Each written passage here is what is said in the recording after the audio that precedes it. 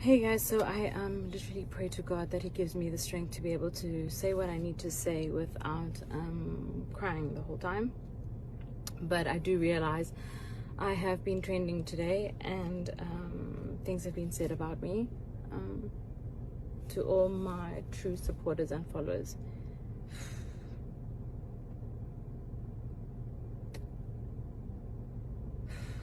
I honestly feel like you guys know the core and the essence of what I am, so I would be doing myself a disservice by not saying something.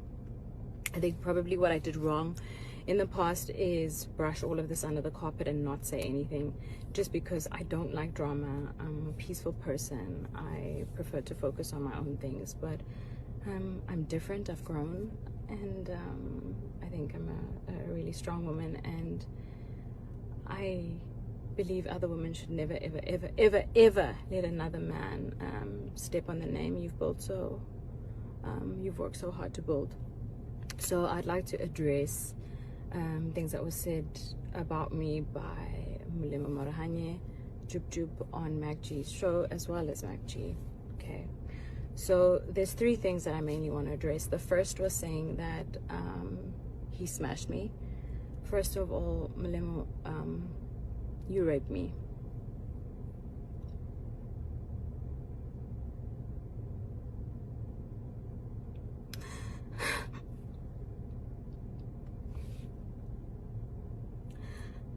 I was raped for 2 years solidly.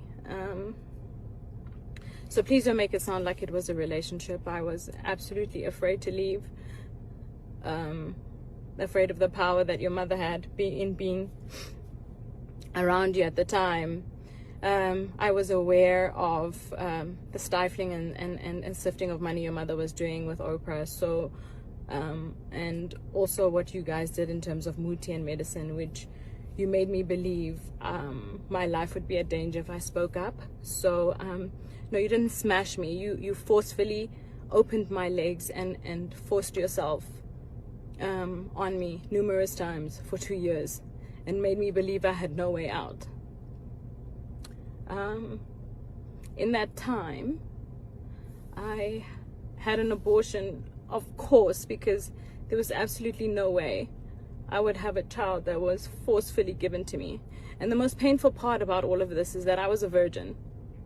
And I told him at the time, I had told Jub Jub that I was a virgin, and I planned to be a virgin until the day I got married.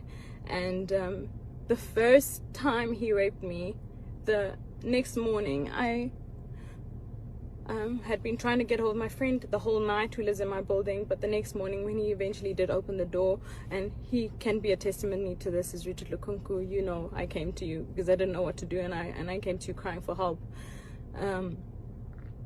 I was afraid, so afraid. And I'm telling this story because, you know what, I genuinely believe that God allows certain things to happen. Your journey or the burdens that you face or the things that you go through, they happen for a reason, guys. And I genuinely believe this burst or this thing that's happened is for me to empower other women, to let them know to, one, never accept emotional abuse and rape the way that I did for 2 years straight.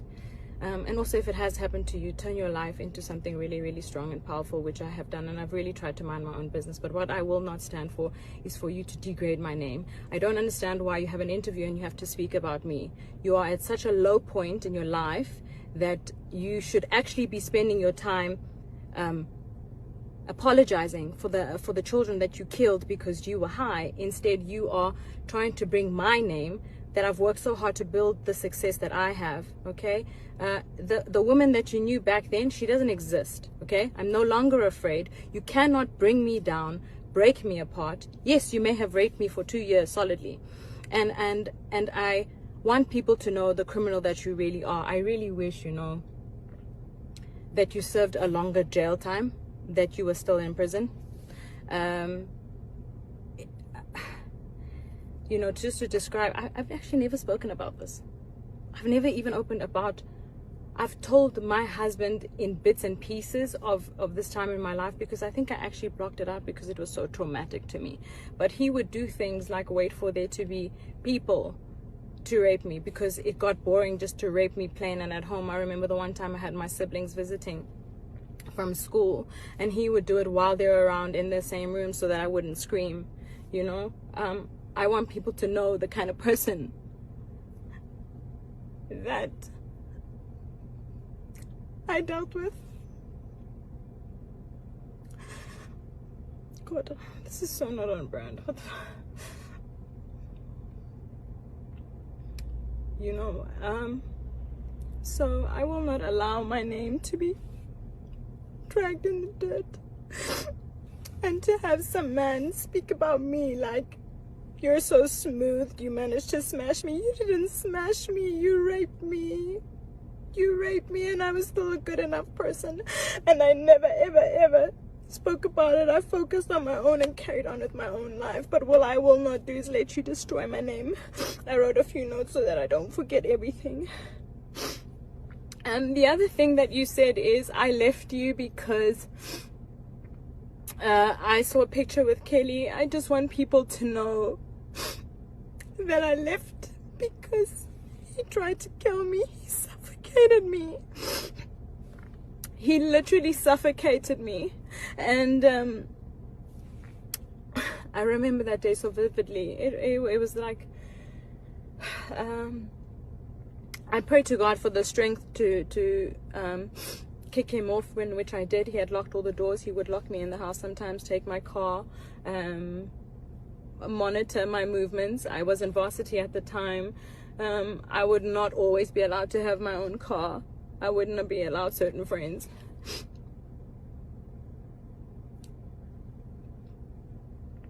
My friend Lusanda, who was the only friend who was allowed in my life at the time. Lou, you know what happened to me. You've seen it happen over all those years. So, it's not true. I didn't leave because I saw a picture. I left because he tried to kill me. And I was always afraid to leave because of the threats that were made. But at that moment where he tried to kill me, I knew that the very thing I was afraid of, which was dying, I knew was meant to happen that day. So I actually got away. And when I got away, I went to the police station to try and open a case of abuse and rape and attempted murder.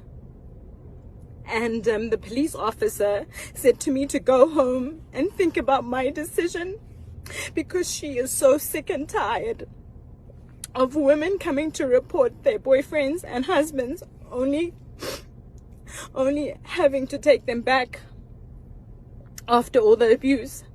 So I just wish I had more information about how to get out and how to deal with rape and what it is that you should do when it happens to you. But in the beginning stages when it happened to me, I would reach out to my friends and they didn't do anything. One of my friends still calls me and says he regrets not helping me. I mean, the first time it happened, he literally gave me a Christian book to read and we prayed. But that's what I did.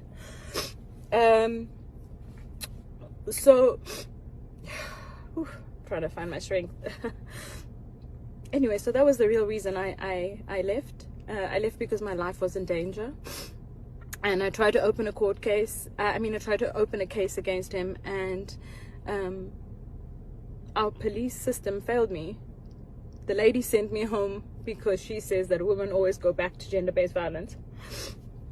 I don't speak about these things publicly, but if you know me and you follow me, you will know that with my skincare business, during Women's Month, we donated money to Future Females to help build homes for gender-based violence for women.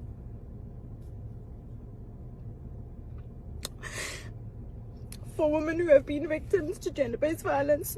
This is a cause I am extremely passionate about.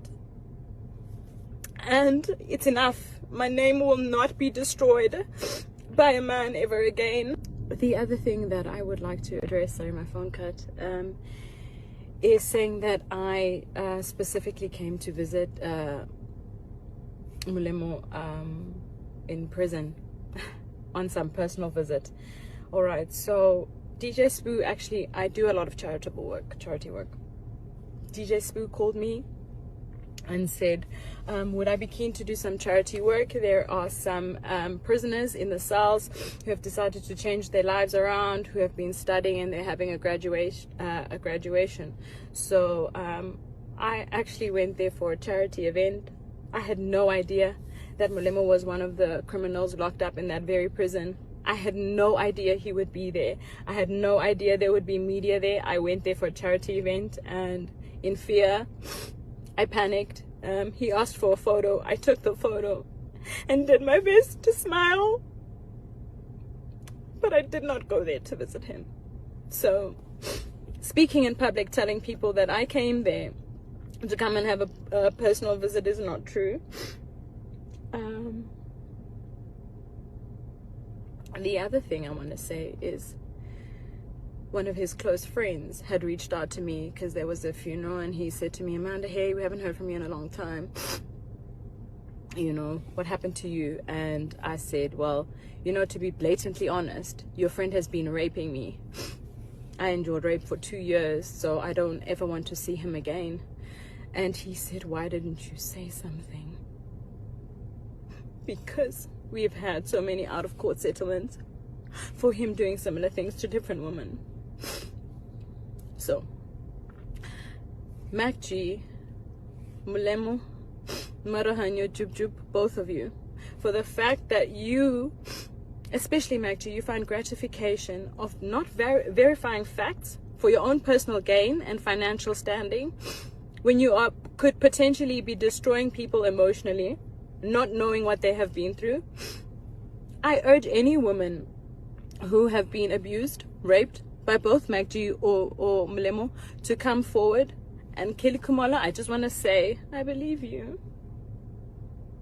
And I think you're an incredible mom. I don't need to know the details because I endured the trauma myself. And I know you probably fought to be alive too. So, you know, any woman who've endured any abuse from Magji, from Molemo, Jub Jub, because I genuinely believe that it takes an abuser and someone who condones gender-based violence to have been able to conduct an interview like this and to speak of women in such a manner. It is 2021, guys. It is not okay anymore. Okay, we may have accepted your abuse before. Our parents and grandmothers before us may have accepted it, but this stops here. Okay, I am the example. If there's any of those women who have been abused by these men, I urge you to please DM me, come forward, and we will fight them together, because I'm not afraid anymore. Okay, and evidently they're using my name in their interviews for relevance, because I'm quietly focusing on my career, which is very successful at that. God has been so good and gracious to me. But I also believe that God would have not allowed these things to happen to me if there wasn't a purpose and a reason for it. Okay? So if you've gone through this by these men, please reach out to me and we'll fight them. We have a very big problem of gender-based violence in this country. And I think that the change will only start if we start to speak up. It needs to stop, guys. It's not okay. And you need to know that if you have been a victim of this and this has happened to you, you have not done anything wrong. And it is absolutely okay to stand up for yourself. And it doesn't matter what anybody thinks. And don't worry, my biggest thing was, would people believe me? That was my biggest thing. And the second thing was, would it affect my work? You know, as a female, I genuinely believe we're always fighting double time against